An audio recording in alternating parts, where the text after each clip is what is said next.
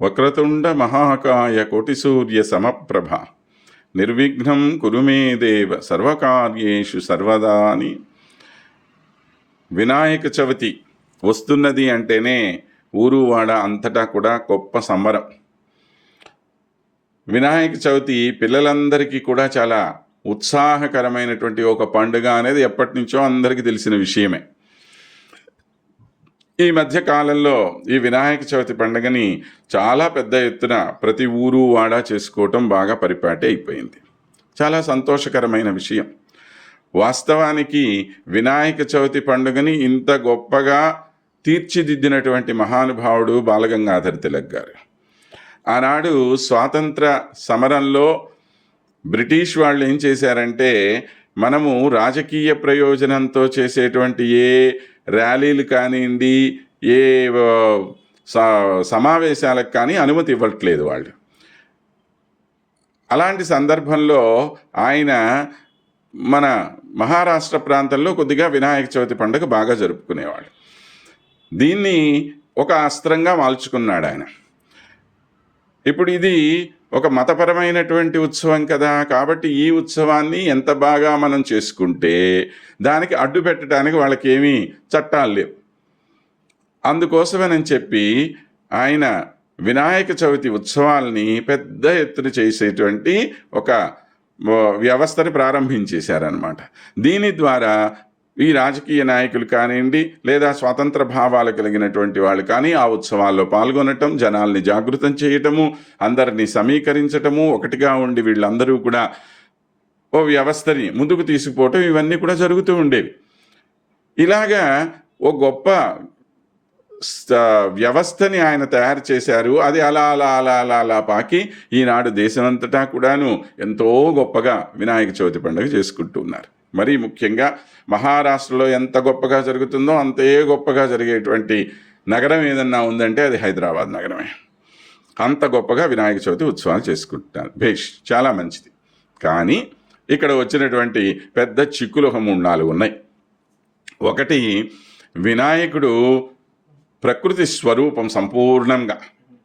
అటువంటి ప్రకృతి స్వరూపుడైన వినాయకుడిని ప్రకృతి విరుద్ధమైనటువంటి చేష్టలతో మనం పూజించడం అనేది చాలా పెద్ద తప్పు. ప్రకృతికి వినాశనం కలిగించేటువంటి రకరకాలైనటువంటి పదార్థాలతో తయారు చేయబడిన వినాయక ప్రతిమలని మనం ప్రతిష్ఠించడం చాలా తప్పు. వినాయకుడిని కేవలము మట్టితోనే తయారు చేయాలి అని చెప్పి మనకి పురాణాలన్నింటిలోనూ చెప్పబడి ఉంది. వినాయకుడికి సంబంధించి మనకి గణేష పురాణం ఒకటి, ముద్గల పురాణం ఒకటి చాలా ప్రమాణం. ఆ 2 పురాణాల్లో మీరు బాగా గమనించండి, వినాయకుడిని కేవలం మట్టితోనే తయారు చేయమన్నారు. మీకు ఎంత గొప్పవాళ్ళైనా, ఎంత ఉన్నతమైన స్థితిలో ఉన్నా, ఏదైనా సరే వినాయకుడిని మాత్రం మట్టితోనే తయారు చేయాలి. మరి ఇవాళ మనం ఏం చేస్తున్నాము?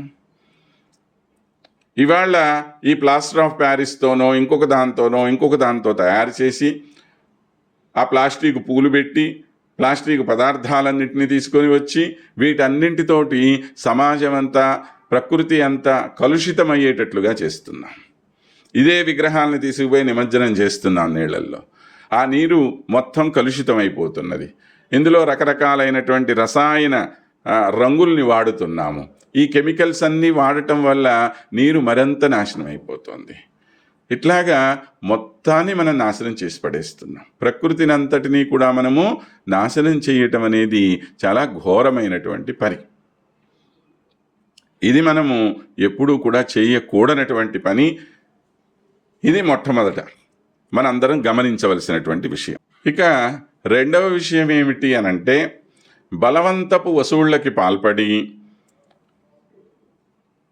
ఒక రకంగా జనాల్ని బ్లాక్మెయిల్ చేసి వాళ్ళ దగ్గర నుంచి ఏదో రకంగా డబ్బు గుంజి లేనిపోని ఆడంబరాలకు పోయి పెద్ద ఎత్తున మేము వినాయకుడి ఉత్సవం చెయ్యాలి అని చెప్పి సంకల్పించుకొని పక్కన వీధిలో 6 అడుగుల వినాయకుడు పెడితే మేము 10 అడుగులు పెడతాం, వీడు 10 అడుగులు పెడితే వాడు 15 అడుగులు, వాడు 20 అడుగులు పెడితే వీడు 30 అడుగులు, ఇలా ఇలా ఇలా పెంచుకుంటూ ఆమెను పోతూనే ఉన్నారు. ఎవరు ఎన్ని లక్షలు ఖర్చు చేస్తే, ఖర్చు చేయటం అనే మాట కాదు, తగలబోస్తే వాళ్ళంత గొప్పగా ఉత్సవం చేసినట్టు లెక్క అవుతోంది. ఇది అవసరమా? వినాయకుడు ఇవన్నీ కోరుకుంటున్నాడా? మీ యొక్క ఈగోని సాటిస్ఫై చేయటం కోసం మీరు చేస్తున్న పనులా, లేకపోతే భగవంతుడి కోసం మీరు చేస్తున్న పనులా ఆలోచించాల్సిన అవసరం ఉంది ప్రతి వాళ్ళకి కూడా. ఒక దైవ కార్యము అంటే ప్రతి వాళ్ళు భాగస్వాములుగా ఉండాలి, దానిలో తప్పు లేదు. అందరినీ కూడగట్టుకోండి, అందరి దగ్గర నుంచి చందాలు వసూలు చేయండి, మంచిదే. అందరి భాగస్వామ్యం అవసరం, సమాజానికి ఇట్లాంటి పనులు చాలా కావాలి. కానీ వచ్చి గుండాయిజం చేసి నువ్వు ఇంత ఇస్తావా లేదా అని చెప్పి బెదిరించి డబ్బులు తీసుకోవటం అనేటువంటిది చాలా దుర్మార్గమైనటువంటి చర్య. ఇలాంటి పనులు చేయటం వల్ల అసలు మన ధర్మం మీదే మనకి నమ్మకం పోతూ ఉంటుంది. ఏమిటి అన్యాయం, ఎవడు చేయమన్నాడు అసలు ఇవన్నీ కూడాను, లేనిపోని వ్యవహారాలు, లేనిపోని ఆడంబరాలని చెప్పి జనాలు మనల్ని తిట్టుకునేటువంటి పరిస్థితి. ఇది మనం చేస్తున్నటువంటి రెండవ పెద్ద తప్పు. ఇక మూడవ పెద్ద తప్పు, మహాఘోరమైన తప్పు. వినాయకుడి ఉత్సవాల పేరుతోటి ఎక్కడెక్కడి అసభ్యకరమైనటువంటి నృత్యాలు, పాటలు ఇవన్నీ కూడా ఆ పక్కన వినాయకుడిని పెడతారు. ఆ వినాయకుడి పక్కనే ఒక పెద్ద స్టేజీ కడతారు. ఆ స్టేజీ మీద చెయ్యకూడనటువంటి వ్యవహారాలన్నీ చేసేస్తూ ఉంటారు. ఇప్పుడు వినాయక ఉత్సవము అంటే ఏం చెయ్యాలి? మన సంస్కృతికి సంబంధించినటువంటి ఏదన్నా కార్యక్రమం ఏర్పాటు చేయండి, సంతోషం. ఓ చక్కటి ప్రవచనం ఏమన్నా పెట్టండి, మరీ సంతోషము. ఒక వేదాధ్యయనం లాంటివి ఏమన్నా పెట్టండి, పూజా పునస్కారాలు ఏమన్నా పెట్టండి. ఏమండి 10 రోజులు ఏం పూజ చేస్తామండి, రోజుకో రకమైనటువంటి పూజని మీరే ఆలోచించండి. ఒక్కొక్క రోజు ఒక్కొక్క పద్ధతిలో చేసుకోండి. లేదా మన సంస్కృతికి సంబంధించినటువంటివి ఏమన్నా కళారూపాలని అక్కడ ప్రదర్శించండి. ఇన్ని రకాలు మనకు ఉండంగా లేనిపోనటువంటి ఆ పిచ్చి పిచ్చి మాస్ సాంగ్స్ ఇవి తీసుకొని రావటము, అసభ్యకరమైనటువంటి నృత్యాలు చేయటము. పాపం వినాయకుడు ఘోటక బ్రహ్మచారి.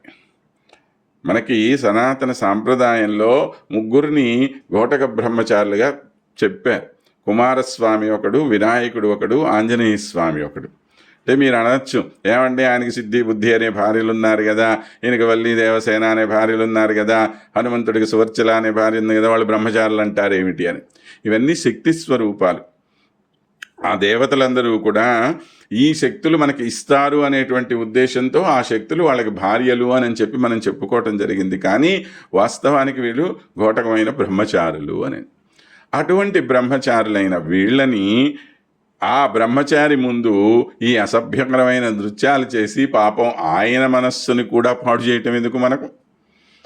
మనం పిలిచి కూర్చోబెట్టి ఆయన్ని అక్కడ మనం ఈ విధంగా పాడు చేయటం అనేటువంటిది ఏమన్నా భావ్యమైన పనా? ఇది కూడా మనం బాగా ఆలోచించుకోవాల్సినటువంటి విషయం. కాబట్టి ఇవాళ వినాయక పూజ లేదా వినాయక ఉత్సవాలు అనేటువంటివి భారతీయ సంస్కృతికి చిహ్నంగా ఉంటున్నటువంటివి. భారతీయుల యొక్క మహోన్నతమైన వారసత్వ సంపద అది. అటువంటి వారసత్వ సంపదని మనము దూరం చేసుకోవటము భావ్యం కాదు. దాన్ని పాడు చేయటం చాలా తప్పు. సమాజ హితం కోసం ప్రారంభించబడినటువంటి ఈ ఉత్సవాల్ని సమాజం మంచి కోసమే మనం వాడదాము, సమాజాన్ని బాగుపరచడం కోసం వాడదాము. మన ఆధ్యాత్మికమైనటువంటి మానసికమైన ఒక ఔన్నత్యం కోసం దాన్ని వాడదాం. అంతేకాని ఈ కుప్పిగంతుల కోసము, ఈ పనికిమాలినటువంటి వ్యవహారాల కోసము వినాయక ఉత్సవాల్ని వాడుకోవటం అనేది భావ్యం కాదు. దయచేసి ఈ ఉత్సవాలు నిర్వహించేటువంటి వాళ్ళు దీన్ని గమనించాలి. అలాగనే వారి ఇళ్లలో పూజ చేసుకునేటువంటి వాళ్ళు తప్పనిసరిగా మట్టి వినాయకుడినే పూజించుకునేటువంటి ఓ సాంప్రదాయాన్ని ముందుకు తీసుకొని వెళ్ళవలసిన అవసరం ఉన్నది అని చెప్పి తెలియచేస్తూ అందరికీ వినాయక చవితి శుభాకాంక్షలు.